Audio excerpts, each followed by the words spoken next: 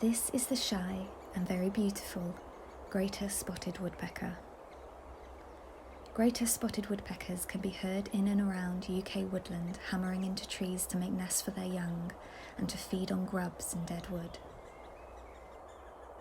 Both male and female excavate the nest hole and take turns to incubate the eggs. Once hatched, both parents will bring food back to their greedy young who call for them all day long. And once fledged, individual parents will look after members of the brood for the first 10 days, feeding them while they observe their parents' behaviour and learn to be independent. Identifying between male adults and female adults is simple. The male have a red square-shaped patch on the nape of their neck, whilst the female has just a black and white head. Juveniles have red foreheads that are replaced by black feathers when they first molt in the autumn.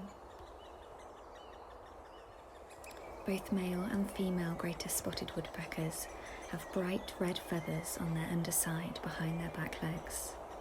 This is not found on the lesser spotted woodpecker, which is also a much smaller bird.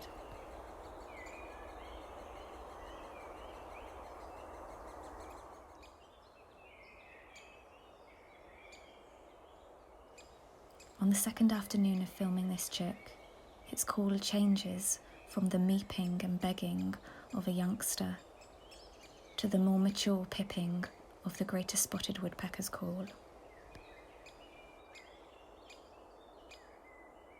The chick becomes a little more curious and sticks its neck just a little further outside of the safety of its nest as it gets ready to fledge.